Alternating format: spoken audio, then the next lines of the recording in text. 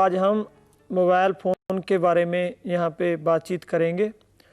Mobile phone एक ऐसा यंत्र है जिससे हम एक दूसरे से अपनी बातचीत कर सकते हैं और एसएमएस द्वारा, पिक्चर द्वारा, वीडियोस द्वारा एक दूसरे को हम अपना एक दूसरे के नज़दीक पा सकते हैं। तो ये मोबाइल फ़ोन है और मोबाइल फ़ोन को रिपेयर करने के लिए हम आज उसके बारे में, जैसे उसके टूल्स हैं और मोबाइल फ़ोन के कंपोनेंट्स हैं, क्या उसके फॉल्ट्स हैं, उसके बारे में हम जानकारी लेंगे। तो सबसे पहले मैं जानकारी देना चाहता हूं कि मोबाइल फ़ोन के जो टूल्स हैं, तो मोबाइल फ़ोन के जो टूल्स हैं उसमें से सबसे पहले है ये पावर सप्लाई है। जो पावर सप्लाई है तो इसका काम है फ़ोन को विदाउट बैटरी से चालू करने के लिए। ये देखिए यहाँ पे दो वायर्स लगी हुई हैं और ये इसका पावर स्विच है। ये हमने इसको ऑन किया है, तो ऑन करने के कर ऑन किया और ये इसकी नेगेटिव वायर है और ये इसकी पॉजिटिव वायर, और ये इसको एडजस्टेबल करने के लिए इसका स्विच है। हम फ़ोन को जितने वोल्टेज की ज़रूरत पड़ती है वो है 3.5 वोल्टेज। 3.5 वोल्ट्स पर ही हमारा फ़ोन है जो ऑन होता है। और इसमें से आगे अलग अलग प्रकार की ये लीड्स हैं। जैसे हम कोई भी मोबाइल चालू करना है तो उसमें से एक रेड कलर की है तो दूसरी है ब्लैक, और जो रेड वाली है ये पॉजिटिव है, जो ब्लैक वाली है ये नेगेटिव है। और हम जब बैटरी कनेक्टर पे जैसे बैटरी डालते हैं तो हम उसमें पॉजिटिव वाले से पॉजिटिव और नेगेटिव वाले से नेगेटिव वायर जोड़कर हम फ़ोन को ऑन कर सकते हैं। और ये तो सिर्फ पावर सप्लाई। और उसके बाद हमारे पास आता है ये बैटरी एलिमिनेटर। ये बैटरी एलिमिनेटर है। इसका काम है कि जब हमारे पास कोई बैटरी डेड हो जाती है, डेड का मतलब उसमें करंट नहीं रहता, जब हम उसको चार्जर नहीं कर पाते तो बार बार ऑन करने पर बैटरी के जो वोल्टेज है डाउन होती हैं और वो मोबाइल को ऑन नहीं कर पाती। तो उसको बैटरी को बूस्ट करने के लिए, उसको वोल्टेज देने के लिए तो हमें इस एलिमिनेटर की ज़रूरत पड़ती है। इस एलिमिनेटर की ज़रूरत के लिए हमें ये इसकी वोल्टेज, ये इसकी पावर स्विच है और ये इसके एडजस्टेबल स्विच है। जैसे एक वोल्ट से लेकर 12 वोल्ट तक है। हम इसे 12 वोल्ट की सप्लाई पर रखेंगे और इसकी जो ये दो वायर्स हैं, ये पहले की तरह ये पॉजिटिव है और ये नेगेटिव है। हमेशा के लिए याद रखना है कि जो रेड वाली होती है तो वो पॉजिटिव होती है, जो ब्लैक वाली होती है वो नेगेटिव होती है। तो हम बैटरी को बूस्ट करने के लिए हमें सबसे पहले ये ध्यान रखेंगे कि हर एक बैटरी के ऊपर दो निशान बने होते हैं। एक जो निशान है, ये देखिए, जो ये निशान है ये पॉजिटिव का बना हुआ है और ये नेगेटिव वाला। इसका मतलब जो बैटरी का ये वाला सिरा है तो ये पॉजिटिव है और दूसरा है तो ये नेगेटिव है। अभी हमने ये ध्यान रखना है कि जब हम इसको बूस्ट लगाएंगे तो इसको पॉजिटिव वाले सिरे पे पॉजिटिव और नेगेटिव वाले सिरे पे नेगेटिव वायर जोड़ेंगे। इससे क्या होगा, जब हम इसको ऐसे लगाकर जोड़कर रखेंगे बैटरी को, ठीक है ना, तो ये जो इस पर लाइट्स है तो ये लाइट्स पहले तो ऑन होगी और जब हम इसको बूस्ट लगाएंगे तो ये लाइट्स ऑफ हो जाएगी। और इस लाइट्स में ऐसा करने के लिए हमें कम से कम 30 सेकेंड्स और ज़्यादा से ज़्यादा 1 मिनट की ज़रूरत होती है। इससे क्या होता है, जो बैटरी होती है उसमें थोड़े से वोल्टेज सेट ऑन करने के लिए वोल्टेज आ जाती हैं। तो ये इस बैटरी एलिमिनेटर का काम है। उससे आगे है हमारे पास ये मल्टीमीटर। ये मल्टीमीटर है और ये डिजिटल है और ये इसकी पावर स्विच है। हम डिजिटल मल्टीमीटर को इसके आले दुआले, इसके दोनों तरफ अलग अलग वोल्टेज सप्लाईज हैं। ये देखिए यहाँ पे जो लिखा हुआ है बी, तो इसके पास डीसी का चिन्ह भी दिया हुआ है इन्होंने। और डीसी के चिन्ह के द्वारा 200 मेगा एम्पियर से लेकर 2 वोल्टेज 20 वोल्टेज, ठीक है, 200 वोल्ट्स और 1000 वोल्ट्स तक है। हमने मोबाइल को चेक करने के लिए कम से कम हमें 2 वोल्ट तो कम पड़ेंगे, क्योंकि वो जो मोबाइल फ़ोन है वो कम से कम 3.5 वोल्ट्स पर काम करता है। तो अब हम क्या देखेंगे, तो वोल्ट इसको 20 पर ही 20 की रेंज में ही रखकर कोई भी कंपोनेंट या कोई बैटरी या कोई उसकी सप्लाई करनी है तो वहाँ पे चेक करेंगे। तो ये मल्टीमीटर है चेक करने के, इसी तरह पहले की तरह इसकी ये पॉजिटिव और जो नेगेटिव वायर है। तो इससे आगे हमारे पास है ये ट्वीज़र सेट, इसको हम ट्वीज़र बोलते हैं। ये ट्वीज़र हमारे जो मोबाइल के ब्रीक कंपोनेंट होते हैं, बहुत स्मॉल होते हैं, उनको उतारने के लिए, उनको लगाने के लिए इसकी ज़रूरत पड़ती है, तो इसको ट्वीज़र बोलते हैं। और उसके बाद हमारे पास है ये ब्रश। ये ब्रश की ज़रूरत हमें तब पड़ती है जब मोबाइल में ज़्यादा डस्ट हो जाती है। डस्ट होने के बाद तो हम उसे थिनर से, ये थिनर है, थिनर से साफ़ करते हैं, तो इसकी ज़रूरत पड़ती है, जो बड़ी कंपोनेंटों में से उसकी डस्ट को निकाल देता है। तो ये थिनर है जो पेट्रोल की तरह होता है, जो डालते ही ये पेट्रोल की तरह इनविजिबल हो जाता है, मतलब कि पानी की तरह कहीं भी रुकता नहीं है। इससे डस्ट वगैरह, कार्बन वगैरह सभी साफ़ हो जाती है। और उसके बाद ये है सोल्डर वायर। ये सोल्डर वायर से जो हम कहीं पे कोई टांका लगाना है या सोल्डरिंग करना है तो उसके लिए ये काम आती है। ये है वाइट पेस्ट। वाइट पेस्ट जब हम सोल्डरिंग करते हैं तो कोई भी वायर हो उसका इंसुलेशन उतार कर उसको पेस्ट लगाकर उसको सोल्डरिंग करते हैं, तो भी ये सोल्डरिंग करने के लिए हमें ज़रूरत पड़ती है इस सोल्डरिंग आयरन की। अब ये सोल्डरिंग आयरन है जो ये इसकी बिट है, तो इसको साफ़ कर जब हम इस पे सोल्डर लगाते हैं, सोल्डर लगता है, सोल्डर लगाकर हम इस वाइट पेस्ट की सहायता से हम वायर को सोल्डर कर सकते हैं, जैसे कि ये की हुई है। तो अब हम आपको बता रहे थे कंपोनेंट्स के टूल्स के बारे में। तो इसमें से सबसे खास है ये स्क्रू ड्राइवर किट।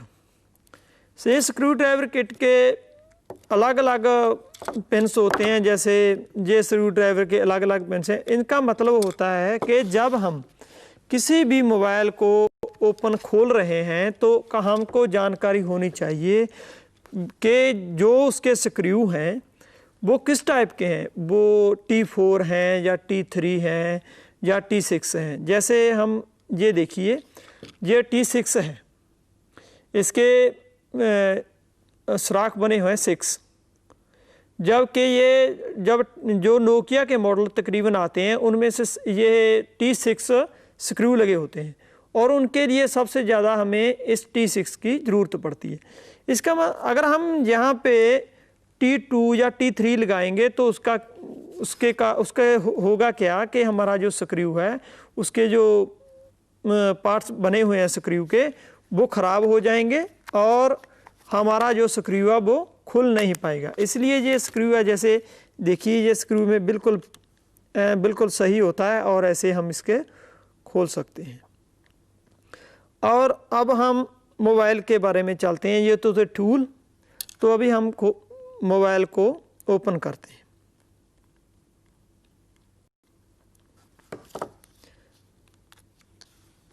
ट्वीज़र की सहायता से हमें इसको धीरे धीरे निकालना चाहिए। और ये है मोबाइल के अलग अलग पार्ट्स। तो अब हम इसके बारे में जानकारी के लिए हम बता रहे हैं। ये है LCD। LCD की फुल फॉर्म होती है लिक्विड क्रिस्टल डिस्प्ले। और ये जिसके डिस्प्ले के कारण ही हमें इस पर जो भी लिखा आता है या डिस्प्ले का कॉलिंग हो रही है या कॉलिंग आ रही है, इस पर सभी जो भी ऑप्शन होते हैं तो इस डिस्प्ले में ही होते हैं। ये डिस्प्ले जिसके कारण चलती है तो इसके बैक साइड में है इसका डिस्प्ले कनेक्टर, इसको डिस्प्ले कनेक्टर बोलते हैं। देखिए ये इसकी पिने हैं और ये डिस्प्ले कनेक्टर है जो इस एलसीडी को पीसीबी से जोड़ता है, तो इसको डिस्प्ले कनेक्टर कहते हैं। और इसके बीच में से ये लगा हुआ है स्पीकर, ये स्पीकर की 2 पिन्स हैं, ठीक है।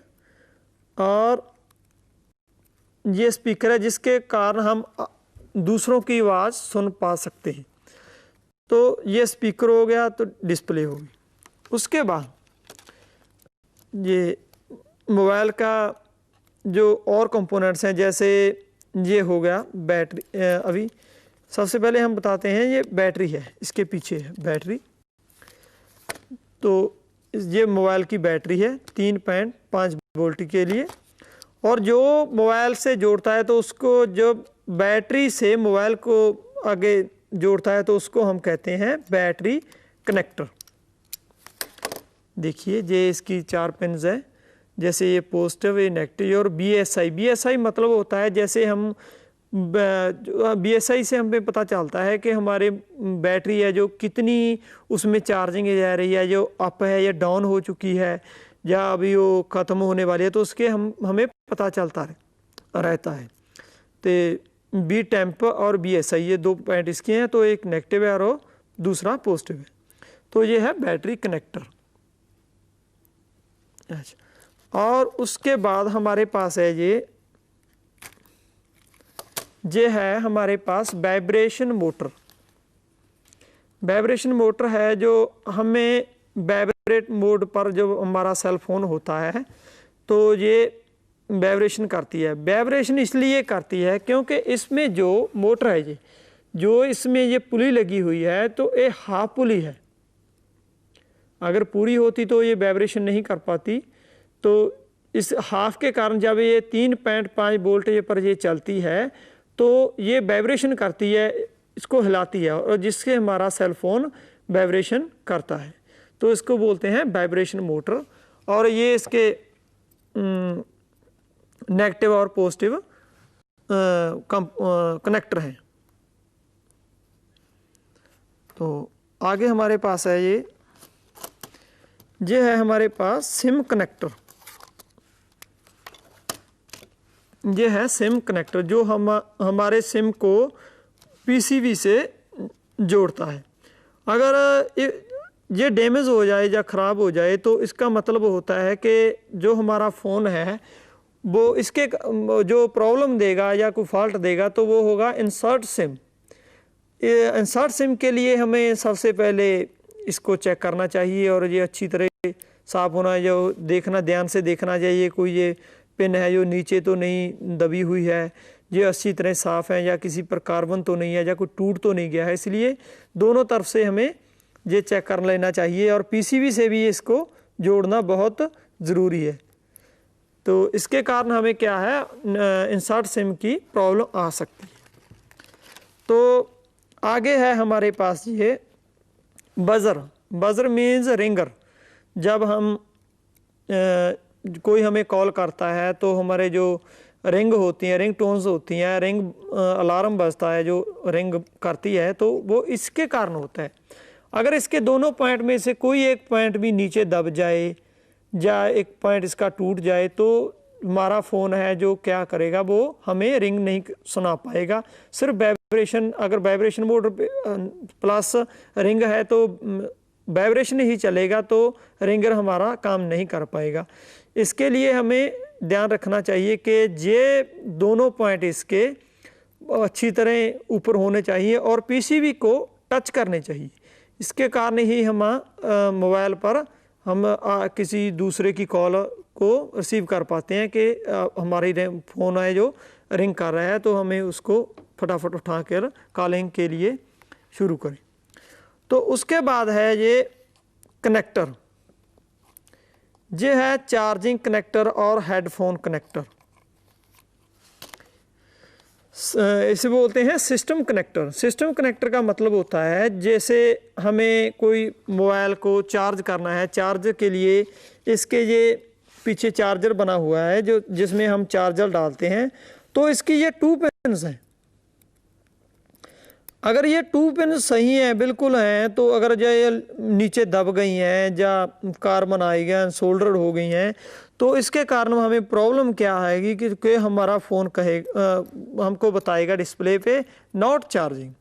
तो हमें ये ध्यान रखना चाहिए जब भी हम किसी का मोबाइल खोलें या नॉट चार्जिंग की प्रॉब्लम आए तो उसे हमें ये देखना चाहिए। दूसरा पॉइंट है इसका डाटा केबल लगाने के लिए, जो इसकी परमानेंट मेमोरी टेम्परेरी मेमोरी को फ्लैश या अनलॉकिंग करने के लिए होता है। तो ये है हेडफोन के लिए। हेडफोन के लिए जैसे हमें एक्स्ट्रा कभी हमारा ज़रूरत पड़ती है कि हमारा स्पीकर या माइक ख़राब हो गया, तो हम उसमें हेडफोन लगाकर बात कर सकते हैं। इसे हमें पता चल सकता है कि जो मोबाइल में और कोई फॉल्ट नहीं है, या अगर स्पीकर नहीं चल रहा है तो हेडफोन का चल रहा है, तो इसका मतलब है जो हमारा स्पीकर ही ख़राब है। अच्छा, तो ये है हमारे पास माइक, इसे माइक बोलते हैं।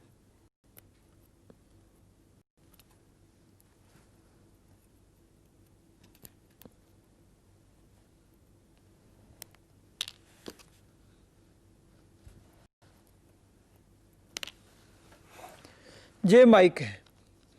जब कभी हम किसी के हमारे पास कभी फ़ोन कोई मोबाइल और रिपेयर के लिए आया, तो कस्टमर कहता है कि हमारी आवाज़ किसी को हम सुना नहीं पा रहे हैं, तो उसके लिए हमें जो भी रिपेयर करने वाला मैकेनिक है उसको सबसे पहले देखना चाहिए माइक को खोलकर देखना चाहिए कि उसकी ये कि कहीं उसके ये कनेक्टर हैं जो वो तो नहीं कहीं टूट गए हैं, या कहीं वो ज़्यादा नीचे दब गए हैं, या उसके जो पीसीबी के प्रिंट हैं वो कार्बन के कारण ज़्यादा उस पर डस्ट आई पई हो, तो इसको कनेक्ट ना कर पा रहा हो। तो ये पहले ये देखिए। दूसरे नंबर पे है हमारे पास ये माइक। इस माइक पे ये जो सेंटर है और ये पॉजिटिव है और नेगेटिव है। हमें ये भी अच्छी तरह से देख लेना चाहिए कि माइक के दोनों तरफ जो कार्बन तो नहीं जमी हुई है, या इसको चेक के लिए मल्टीमीटर से चेक करें ये ओपन हो या शॉर्ट हो, उसके लिए इसकी कंटिन्यूटी, अगर ये सही कंटिन्यूटी में होगा तो ये है कोई किसी भी तरह की कोई कंटिन्यूटी नहीं देगा, सही होगा। अगर ये ख़राब होगा तो ओपन के लिए शॉर्ट होगा, तो शॉर्ट के लिए बताएगा मल्टीमीटर। इसकी चेकिंग हम आगे जाकर करेंगे। तो ये है हमारा माइक।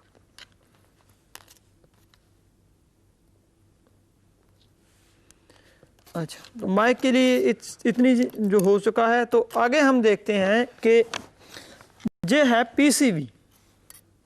इस सारे सभी जो हमारे पास है इसको बोलते हैं पीसीबी, प्रिंटेड सर्किट बोर्ड।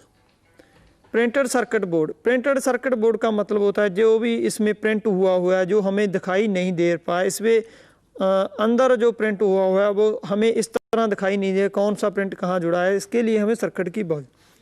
अब हम पीसी के बारे में जाने में, ये है DCT3 सेट। DCT3 सेट का मतलब है डिजिटल कोर तकनीक 3। डिजिटल कोर तकनीक 3 में क्या होता था कि जो भी आईसी लगे होते थे वो अलग अलग होते थे। जैसे हम आपको इसके कंपोनेंट वगैरह बता रहे हैं, ये इसकी नेटवर्क स्टेज है, ये नेटवर्क स्टेज है। ये भी इसमें आधी स्टेज नेटवर्क और आधी पावर की है, पावर सप्लाई की है। तो ये है दूसरी ऑडियो स्टेज होगी, चार्जिंग स्टेज होगी, CPU हो गया। इसमें CPU का मतलब होता है सेंट्रल प्रोसेसिंग यूनिट, और SRAM, फ्लैश, यूजर इंटरफेस।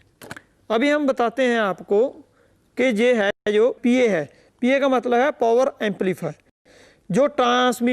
जो नेटवर्क स्टेज में लगा रहता है और ट्रांसमिटिंग करता है। ट्रांसमिटिंग करते इसके कारण जब अगर ये डैमेज हो जाता है, ख़राब या अनसोल्डर हो जाए, तो हमारा सेट जो फॉल्ट देगा वो होगा नो नेटवर्क। अच्छा, तो ये नेटवर्क का PA है, इसके कारण हमें नो नेटवर्क एक्सेस की प्रॉब्लम आ सकती है जब हम सर्च करेंगे। तो ये PF है, और ये है एंटीना स्विच, जो नेटवर्क स्टेज में या जो नेटवर्क को कैच करती है और आगे हमें देती है। इसके नीचे लगा हुआ है ये बैंड पास फिल्टर। ये भी नेटवर्क स्टेज में लगा होता है जो रिसीविंग स्टेज में है। आगे चलकर हम जब देखते हैं ये भी बैंड पास फिल्टर लगा हुआ है। और ये है RFIC रेडियो फ्रीक्वेंसी। जब ये RFIC है जो 13 मेगाहर्ट्ज की फ्रीक्वेंसी क्रिस्टल को देता है और क्रिस्टल 26 मेगा उसको डिवाइड बाई 2 करके 26 मेगाहर्ट्ज की फ्रीक्वेंसी CP को देता है। इस फ्रीक्वेंसी का होना बहुत ज़रूरी है क्योंकि इसके कारण ही हमारा जो 26 मेगाहर्ट्ज की फ्रीक्वेंसी अगर CPU को मिलेगी तो हमारा सेट ऑन हो पाएगा, अदरवाइज़ वो नहीं होगा। अगर ये डैमेज हो जाए तो इसका मतलब है कि सेट हमारा डेड हो जाएगा। No power. और ये RFIC इसके अगर ये डैमेज हो जाए, हैगर IC भी बोलते हैं इसे, अगर हैगर IC भी डैमेज हो जाए, ख़राब हो जाए, इसकी बॉलें ख़राब हो जाती हैं तो भी सेट है जो नो नेटवर्क की प्रॉब्लम देता है। आगे इसके नीचे लगा हुआ है BCO। BCO का मतलब होता है बोल्ट कंट्रोल ऑसिलेटर। इसका जो वोल्टेज को कंट्रोल करता है, जैसे ये सबसे सहायता करता है पावर IC की, जिसको मतलब पावर IC जैसे किसी स्टेज को 2.8 वोल्टेज देने हैं या 3.5 वोल्टेज देने हैं तो ये उन वोल्टेज को कंट्रोल करता है, इसको बोलते हैं BCO। अगर ये डैमेज हो जाए तो भी हमारा सेट है जो नो पावर ऑन हो सकता है। तो उसके आगे है हमारे पास ये ऑडियो IC। ये DCT-3 सेट की हम आपको बात बता रहे हैं, ये है ऑडियो IC। इस ऑडियो IC के कारण अगर ये डैमेज हो जाए तो इसमें से हमें क्या क्या प्रॉब्लम आएगी। नो माइक, हमारा माइक काम करना छोड़ देगा, हमारी आवाज़ किसी के पास नहीं जा पाएगी। और नो स्पीकर, हम किसी की आवाज़ नहीं सुन पाएंगे। इसके कारण जब ये ऑडियो IC ख़राब हो जाएगा, इसके कारण ऑडियो जो भी ऑडियो की प्रॉब्लम है, फंक्शन है हमारे मोबाइल में, वो सभी ख़राब हो सकते हैं। और ये है पावर IC। इस पावर IC का काम है कि हर एक स्टेज को रेगुलेटेड वोल्टेज देने का काम है, जो हर एक स्टेज को उसकी ज़रूरत में जितने उसको ज़रूरत है उसको वोल्टेज देता है। इसको बोलते हैं हम पावर IC। और ये है CPU सेंट्रल प्रोसेसिंग यूनिट। और इसका काम है, ये हमारे सेट का जो कह लिया हमें एक ब्रेन का काम करता है। और अगर ये डैमेज होए तो सेट ऑन नहीं हो पाएगा। अगर कोई बॉल इसकी मिसिंग हो गई तो नेटवर्क की प्रॉब्लम भी आ सकती है, ऑडियो की प्रॉब्लम भी आ सकती है, या चार्जिंग की प्रॉब्लम भी आ सकती है। मतलब सभी जो फॉल्टेज होते हैं इससे लिंक्ड हो सकते हैं। और ये है SRAM। SRAM जो सेट की परमानेंट मेमोरी होती है। और परमानेंट मेमोरी में हम देखते हैं कि SRAM है जो परमानेंट मेमोरी होती है, जिसे हम अपनी मर्जी से साफ़ नहीं कर सकते। जो सेट की अपनी मेमोरी है जो फ्लैश काम करती है। नेटवर्क में भी अगर हम सॉफ्टवेयर करते हैं तो वो भी इसके ख़राब होने के बहुत चांसेस होते हैं, जिसके कारण हम सेट हमारा ऑन नहीं हो सकता है। तो SRAM हो गई, तो ये हो गई फ्लैश। ये है सेट की टेम्परेरी मेमोरी। टेम्परेरी मेमोरी का मतलब होता है, टेम्परेरी मेमोरी जैसे हम मोबाइल में वॉलपेपर्स, रिंगटोन्स, कोई भी स्क्रीन सेवर बनाने हैं तो उसमें हम करते हैं, इसको बोलते हैं टेम्परेरी मेमोरी, जिसे हम विदाउट सॉफ्टवेयर के हम उसको डिलीट नहीं कर सकते। अगर हमारे पास सॉफ्टवेयर है तो हमें इस मेमोरी को चेंज कर सकते हैं। ये है हमारा चार्जिंग IC। ये चार्जिंग स्टेज में काम करता है। इसका काम सिर्फ बैटरी को चार्ज करना होता है। अगर ये डैमेज हो जाए तो हमारा जो बैटरी है उसको ये चार्ज नहीं कर पाएगा। तो और ये IC है यूज़र इंटरफेस। यूज़र इंटरफेस का मतलब है ये IC रिंगर को, वाइब्रेशन मोटर को और कीपैड तीनों को सपोर्ट करता है। इसके कारण अगर ये डैमेज हो जाए ये IC तो हमारा रिंगर काम नहीं करेगा, वाइब्रेशन मोटर काम भी नहीं करेगी और जो कीपैड है वो भी काम नहीं करेगा। अभी हम एलईडी के बारे में बताना चाहते हैं आपको। ये है एलईडी, जो ब्रिक सी लगी हुई है, जिसके मैंने ट्वीज़र लगाई हुई है दोनों तरफ से, ये है एलईडी। और दूसरी तरफ से हम देखते हैं तो ऐसे, ये देखिए, ये एक ये है, एक ये है, एक 3-4 प्रकार की हैं जो एलईडी है। ये जब ये सीरीज में लगी होती हैं, अगर ये एक डैमेज हो जाए तो दूसरी एलईडी काम करना छोड़ देंगी, तो हमारी जो कीपैड की लाइट है वो ऑन नहीं होगी। तो इसमें कुछ और भी कंपोनेंट हैं, जैसे ये क्लॉक क्रिस्टल लगा हुआ है जो टाइमिंग के लिए है। अगर ये डैमेज हो तो हमारा सेट है जो टाइमिंग सही नहीं कर पाएगा। ये कैपेसिटर लगा हुआ है, टेंटलम कैपेसिटर, और भी बहुत ये। और ये है ऑन ऑफ स्विच, ये ऑन ऑफ स्विच है जिसे हम पुश कर हम जब इसको ऐसे पुश करते हैं तो हमारा सेट पॉजिटिव को नेगेटिव के साथ जोड़ के जो वोल्टेज देता है सीधा सीपी को कमांड देता है और हमारा सेट ऑन हो जाता है। तो ये थे हमारे कंपोनेंट। और कंपोनेंट के बारे में हम आपको बता चुके हैं भी, इतने इस प्रकार के कंपोनेंट हैं। अब हम बात करते हैं, अच्छा, तो आईसी के बारे में। जी, आईसी होता है जो इंटीग्रेटेड सर्किट होता है। इसमें से हमारे पास ये 2 आईसी हैं। एक है एसएमडी, जिसकी चारों ओर पिनें बनी होती हैं, ऐसे देखिए, ऐसे, इसको बोलते हैं एसएमडी। और जो दूसरे आईसी होते हैं उनको बोला जाता है बीजीए। बीजीए का मतलब है बॉल ग्रिड ऐसे। इस बॉल ग्रिड ऐसे आईसी में इस ऊपर ये देखिए ब्रिक सी बिल्कुल बॉलें बनी हुई हैं, देखिए ऐसे ऐसे। इस आईसी को बोलते हैं बीजीए। ये इस ऊपर हम रिवॉल्विंग किट से बॉलें बनाते हैं, जैसे उतार कर इसको रिवॉल्विंग करके लगाना होता है तो उसको कहते हैं रिवॉल्विंग करना। तो ये आईसी हैं 2 प्रकार के, एसएमडी और इस वक्त जो डीसीटी 4 सेट है उनमें से सबसे ज़्यादा बीजीए आईसी ही यूज़ किए जाते हैं।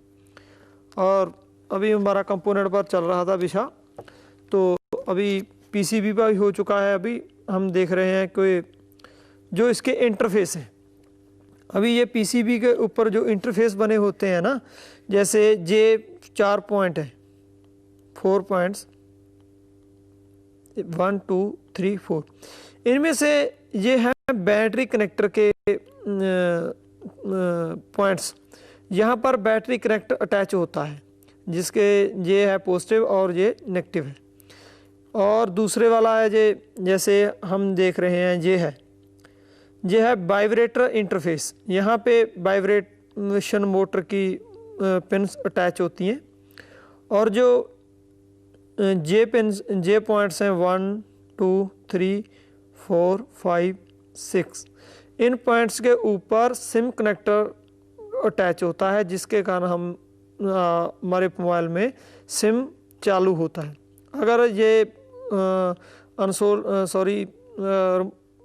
इनके ऊपर कार्बन जम जाए तो हमारा सिम नहीं चल पाएगा। उससे आगे हम देखते हैं ये 2 पिन्स। ये 2 पिन्स हैं माइक के लिए। इनको हम यूज़ करते हैं जब हम इसको लगाते हैं तो इस पर माइक अटैच होता है। माइक के बाद हमारे पास है, ये है हेडफोन के लिए 2 पिन्स। ये 2 पिन हेडफोन के लिए हैं। और ये पिन्स हैं दोनों चार्जर करने के लिए, चार्जिंग के लिए। ये है और ये।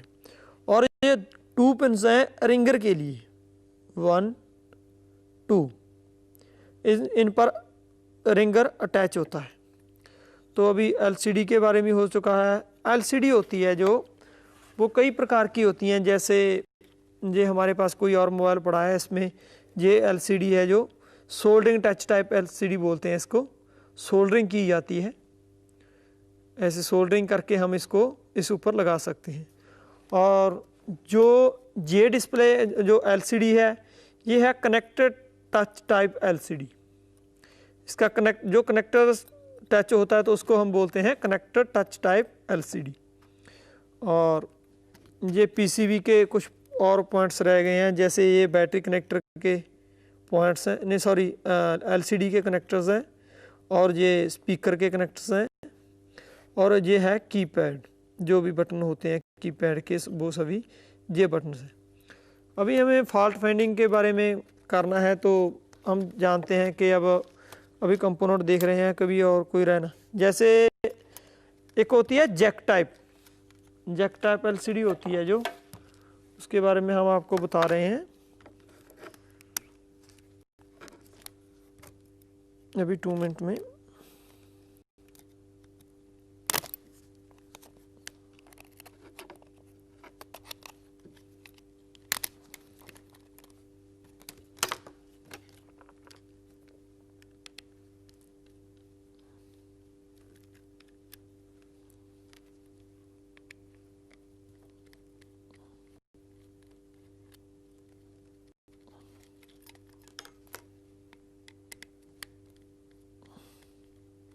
जब हम कोई भी सेट खोलते हैं तो उसके लिए हमें ध्यान रखना चाहिए, धीरे धीरे खोलें, और कहीं कोई उसे खोलने से पहले देख लें भी उसे वो कैसे अटैच हुआ है, कहीं उसमें कोई और आपको दोबारा उसको अटैच करने में आसानी हो। तो इसको बोलते हैं, देखिए ये इस पर ये डिस्प्ले है ना जो एलसीडी है, इस पे इसके ऊपर जैक बना हुआ है, ये देखिए ये जैक है जो इस पीसी में इसके ऊपर अटैच हो जाता है।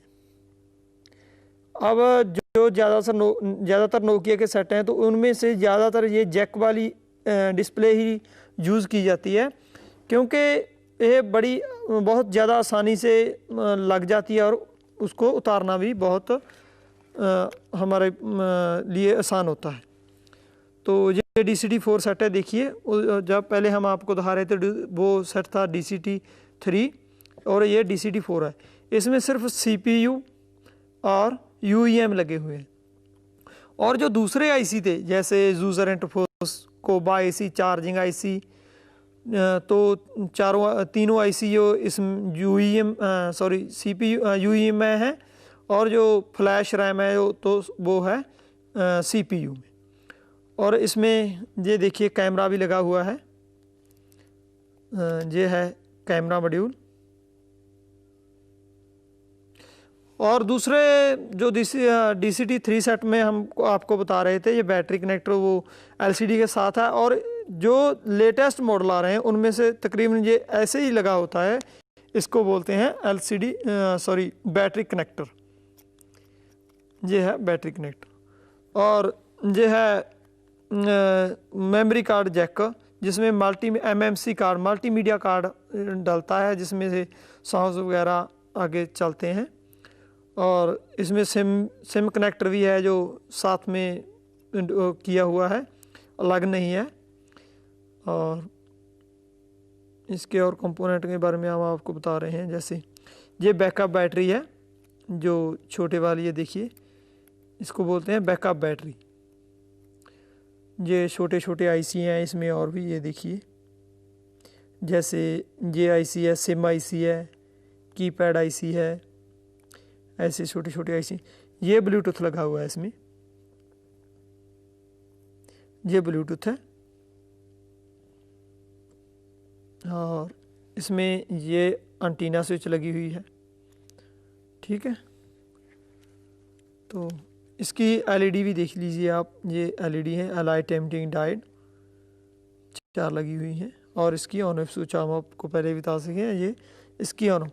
तो जो हमारा कंपोनेंट का तकरीबन चैप्टर था वो अभी तकरीबन पूरा हो चुका है। तो अभी जो भी कंपोनेंट रहेंगे उनकी टेस्टिंग हमारे, जैसे हमारे पास स्पीकर होता है, स्पीकर की टेस्टिंग के लिए हम आपको बता दें कि हम जब भी हमने स्पीकर टेस्ट करना है तो उसको जो मल्टीमीटर है उसको हम डेड में कंटिन्यूटी पर ही चेक कर सकते हैं। इसके लिए जब हम इस वायर्स को आपस में अटैच करते हैं तो देखिए ये बत्ती है जो रेड हो रही है, और इसमें से थोड़ी सी अलार्म की आवाज़ आ रही है। हो सकता है आप ना सुन पाऊँ, पर वैसे मुझे सुनाई दे रही है इसमें अलार्म की आवाज़। अगर हमारा स्पीकर इस कंडीशन में है, देखिए अभी क्या कर रहा है, ये कंटिन्यूटी तो दे रहा है पर बीप की आवाज़ बिल्कुल नहीं दे रहा है। देखिए यहाँ पे पता क्या है, अगर ये कंटिन्यूटी में बीप की आवाज़ देता है तो इससे हमें पता लग जाता है कि जो हमारा स्पीकर है, स्पीकर होता है जो एक कॉइल की तरह होता है, और कॉइल में से कॉइल के कारण ये अगर ये शॉर्ट हो जाए तो हम कंटिन्यूटी एक दूसरे की ऐसे कंटिन्यूटी देगा। और देखिए ये शॉर्टिंग कंटिन्यूटी है और ये सही स्पीकर की कंटिन्यूटी है। अब आप चेक कर सकते हैं, देखिए। और इसी तरह माइक की टेस्टिंग है। माइक भी ऐसे ही है, जैसे हम इसके एक पिन लगा दी इसको इसके सेंटर में यहाँ पे और दूसरी पिन यहाँ पे। जब हम इसको चेक करेंगे तो ऐसे ही हम चेक कर सकते हैं। देखिए ये बिल्कुल सही माइक है। अगर ये ख़राब होता या डैमेज होता तो इस कंडीशन में कंटिन्यूटी दिखाता, और अब ये कंटिन्यूटी नहीं दिखा पा रहा। ये स्पीकर हैं, माइक हैं, ऐसे टेस्टिंग है। अभी हम कोई कस्टमर हमारे पास आता है और कहता है कि हमारा माइक नहीं चल रहा है या हमारी आवाज़ किसी और के पास नहीं जा रही है, तो उसके लिए अलग अलग फॉल्ट्स होते हैं। तो उन फॉल्टों के लिए हम इसके लिए अगले सेक्शन में देखेंगे, ठीक है। तो अभी जो कंपोनेंट और टूल्स का हमारा था वो अभी हमारा चैप्टर ये ख़त्म हुआ, तो कल या नेक्स्ट वीक में देखें। Thank you.